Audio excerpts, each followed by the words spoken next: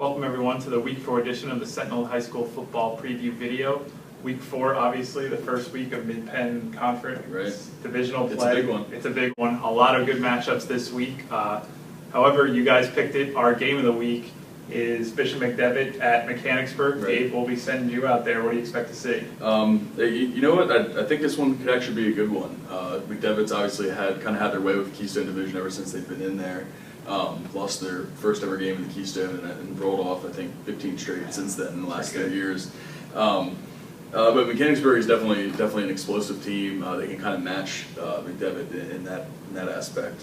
And when I was over at Mechanicsburg's practice on Tuesday, I thought it was a really interesting speech by their coach Chris Hakel at the end of practice, just telling them that the biggest part is to get off the bus and believe that they can beat McDevitt.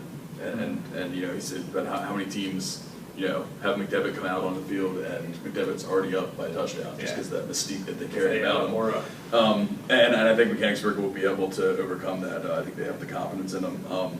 It'll still be definitely a tall task for them to get the win.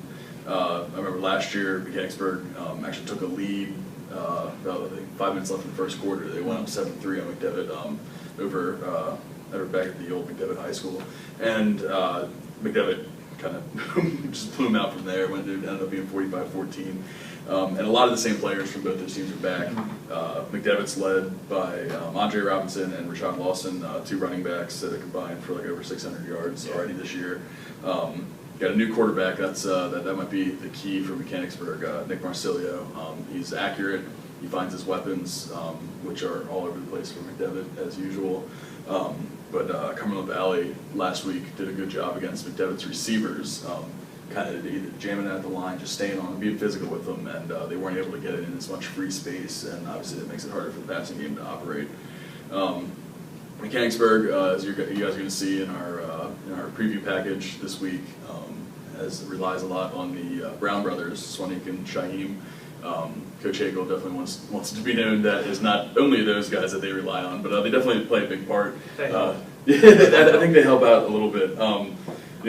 They've combined for, what was that,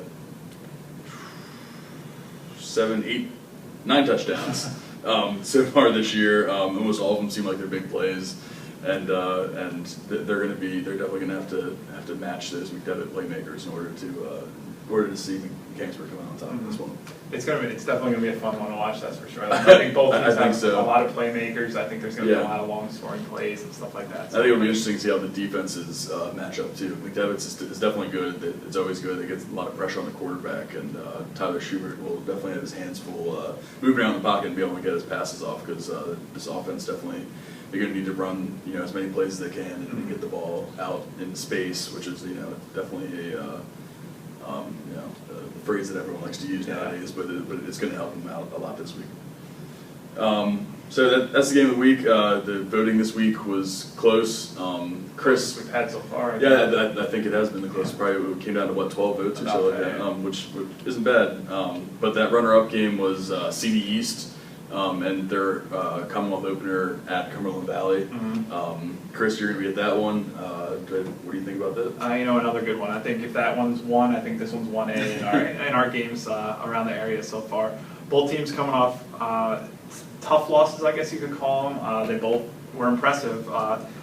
CD East against a very good Coatesville team, lost 27-14. Cumberland Valley, like you said, lost to McDevitt, but had an early lead in that one.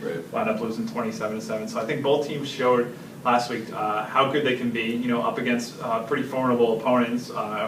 Were on the short end of the stick, but had a lot of positives in their games. And now, up against each other, they both have that sour taste of that first loss in there, and they want to get rid of it. Unfortunately, one of these teams is going to have to lose. Who it is, I think it's going to be a toss-up. They both have nice running games, with CD East having Chase Edmonds in the backfield. He's at rush for over 100 yards in each game so far. Cumberland Valley obviously has the Tyler Updegraff, Tyler Heisey.